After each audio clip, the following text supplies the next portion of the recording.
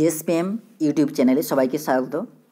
আজকের টপিক রয়েছে WB SSC group C এবং গ্রুপ ডির জিকে এবং কারেন্ট অ্যাফেয়ার্সের পার্ট এবং সেট নম্বর 6 রয়েছে, যেখান থেকে প্রশ্নগুলো আমাদের খুবই কিন্তু গুরুত্বপূর্ণ। 30টি প্রশ্ন নিয়ে আসা হয়েছে এবং প্রত্যেকটা 100% এক্সাম ওরিয়েন্টেড প্রশ্ন। এবং যারা আগের 5টি সেট কিন্তু দেখোনি তারা কিন্তু দেখে নিতে পারো, প্লেলিস্টে দেওয়া রয়েছে। প্লেলিস্ট দেওয়া রয়েছে গ্রুপ সি এবং গ্রুপ ডি বলে, ঠিক আছে। এবং এই প্রশ্নগুলো খুবই কিন্তু গুরুত্বপূর্ণ, পরীক্ষায় আসার মতো প্রশ্ন। আর প্রতিবারের মতো বলি, যারা চ্যানেলে ফার্স্ট টাইম ভিজিট করেছেন তারা অবশ্যই চ্যানেলটিকে সাবস্ক্রাইব করে বেল আইকনকে প্রেস করে রাখবেন প্রতিদিনের আপডেট পাওয়ার জন্য। এবং যারা ফ্রি পিডিএফ নিতে চাও তারা অবশ্যই টেলিগ্রাম গ্রুপে যুক্ত হতে পারো, লিঙ্ক কিন্তু ডেসক্রিপশন বক্সে দেওয়া থাকবে, ঠিক আছে। চলো শুরু করা যাক। প্রথম প্রশ্ন কি রয়েছে দেখো, সত্যার্থ প্রকাশ বইটির রচয়িতা হলেন কে? স্বামী বিবেকানন্দ, রামকৃষ্ণ পরমহংস, দয়ানন্দ সরস্বতী না স্বামী প্রভাবানন্দ? তো সঠিক উত্তর হবে অপশান নাম্বার সি, স্বামী দয়ানন্দ সরস্বতী। তার মূল যে দুটো স্লোগান ছিল সেটা কি? স্লোগান ছিল বেদে ফিরে চলো বা বেদে ফিরে যায়, গো টু বেদাস, এবং বেদেই সকল জ্ঞানের উৎস। এই দুটি স্লোগান তিনি তুলেছিলেন বা দিয়েছিলেন দয়ানন্দ সরস্বতী, এবং তিনি আর্য সমাজের প্রতিষ্ঠা করেছিলেন। এছাড়াও দেখো আমাদের এখানে স্বামী বিবেকানন্দ রয়েছে। স্বামী বিবেকানন্দ বার্থ হচ্ছে 12 জানুয়ারি 1963, যেটাতে আমাদের ন্যাশনাল ইউথ ডে পালন করা হয়। এবং যদি দেখে এই আর ন্যাশনাল, এটা হচ্ছে 12 জানুয়ারি, ঠিক আছে, ন্যাশনাল ইউথ ডে, বা আমাদের আর ইন্টারন্যাশনাল ইউথ ডে যদি করা হয় তাহলে 12ই আগস্ট হয়, সেটা হচ্ছে ইন্টারন্যাশনাল ইউথ ডে কিন্তু আমাদের পালন করা হয় 12ই আগস্ট, ঠিক আছে। আমাদের স্বামী বিবেকানন্দকে, যার আগের নাম হচ্ছে নরেন্দ্রনাথ, তিনি একটা রক মেমোরিয়াল তৈরি করেছিলেন তামিলনাড়ুতে, ঠিক আছে। সেটা গুরুত্বপূর্ণ পরীক্ষায় আমাদের আসে, রক মেমোরিয়াল, ঠিক আছে। তিনি বই যেটা লিখেছিলেন, সেই বই লিখেছিলেন কি কর্মযোগ এবং রাজযোগ নামে দুটি গুরুত্বপূর্ণ বই লিখেছিলেন। তিনি বেলুড় মঠের প্রতিষ্ঠা করেছিলেন, ঠিক আছে। 1897 খ্রিস্টাব্দে বেলুড় মঠের প্রতিষ্ঠা করেছিলেন, ঠিক আছে। তাহলে এই ছিল আমাদের এখান থেকে। নেক্সট দেখো পরবর্তী প্রশ্ন কি রয়েছে দেখো, পারমাণবিক বোমার জনক হিসাবে কাকে বিবেচনা করা হয়? Thomas Edison, Albert Einstein, Nikola Tesla না জে রবার্ট ওপেনহাইমার? তাহলে পারমাণবিক বোমার জনক হিসাবে ধরা হয় জে রবার্ট ওপেনহাইমার। নেক্সট দেখো পরের প্রশ্ন আমাদের আছে। পরের প্রশ্ন যাওয়ার আগে দেখো আমাদের গুরুত্বপূর্ণ জনক দেওয়া রয়েছে, যেটা হচ্ছে আয়ুর্বেদের জনক। আয়ুর্বেদের জনক কাকে বলা হয়? চরককে বলা হয়। আর কি রয়েছে আমাদের, দেখো কি রয়েছে আমাদের বিদ্যুতের জনক অর্থাৎ হচ্ছে মাইকেল ফ্যারাডেকে।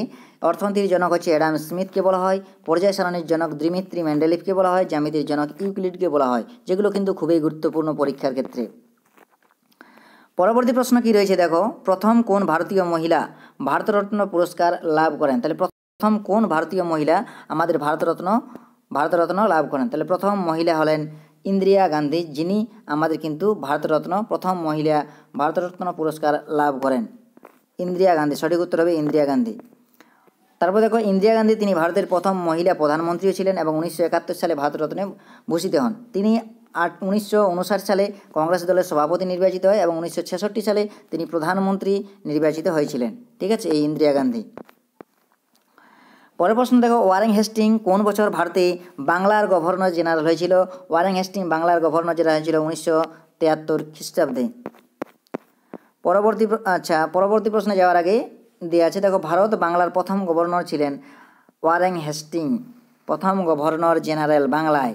ব্রিটিশ ভারতের প্রথম সরকারি গভর্নর জেনারেল ছিলেন লর্ড উইলিয়াম বেন্টিং, এবং ভারত ডোমিনিয়নের প্রথম গভর্নর জেনারেল ছিলেন লর্ড মাউন্টব্যাটেন, এবং স্বাধীন ভারতের প্রথম এবং শেষ গভর্নর জেনারেল তিনি হলেন চক্রবর্তী রাজা গোপালাচারী বা শ্রী গোপালাচারী, ঠিক আছে। পরবর্তী প্রশ্ন দেখো কি রয়েছে, নিচের কোন ভবনটি শাহজাহান নির্মিত করেছিলেন? তাহলে শাহজাহান নির্মিত করেছিলেন অপশান নাম্বার এ, মতি মসজিদ। মতি মসজিদ কিন্তু আমাদের এই আগ্রায় অবস্থিত, আগ্রার মতি মসজিদ কিন্তু তৈরি করেছিলেন। দেখো আরেকটা মতি মসজিদ দিল্লিতে রয়েছে, সেটি নয় কিন্তু আগ্রারটা করেছিলেন। ভারতের সংবিধানের নিম্নলিখিত কোন ধারায় অস্পৃশ্যতা বিলোপ করা হয়েছে? অস্পৃশ্যতার কথা বলা হয়েছে বা বিলোপ করা হয়েছে, সেটা হচ্ছে ধারা নম্বর 17 কিন্তু বিলোপ করা হয়েছে। ধারা নম্বর 20 কী বলে? ধারা নম্বর 20 বলে অপরাধের জন্য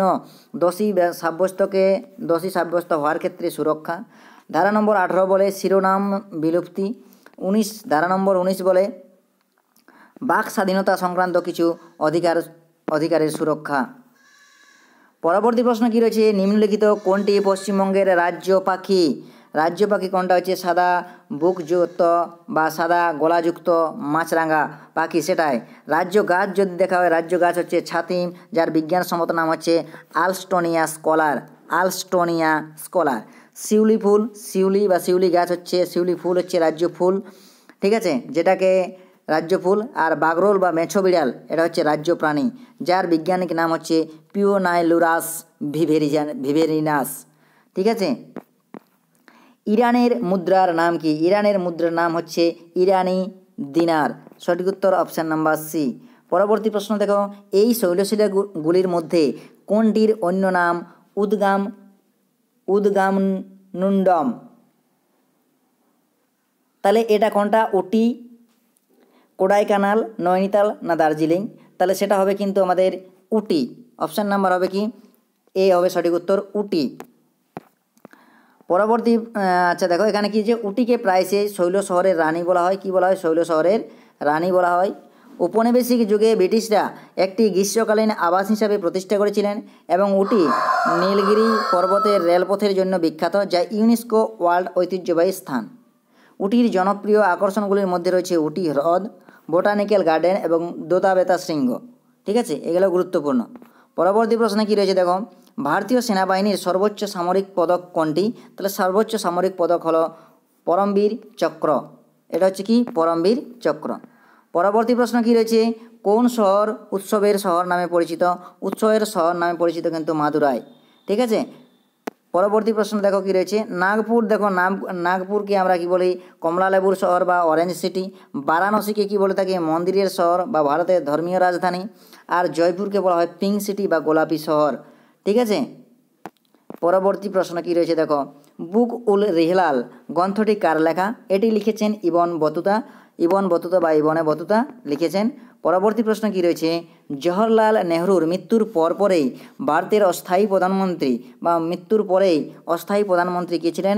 শ্রী গুলজারিলাল নন্দ, ঠিক আছে, বা নন্দা, গুলজারিলাল নন্দ। সুব্রত কাপ নিচের কোন খেলার সাথে যুক্ত? সুব্রত কাপ মানেই আমরা জানি ফুটবল খেলার সাথে কিন্তু সম্পর্কিত বা ফুটবল খেলার সাথে যুক্ত। প্রথম সাধারণ উদ্দেশ্যের ইলেকট্রনিক কম্পিউটার ENIAC এর পুরো নাম কি? ENIAC এর পুরো নাম হচ্ছে electronics numericals integrated and computer. Option number C হবে সঠিক উত্তর।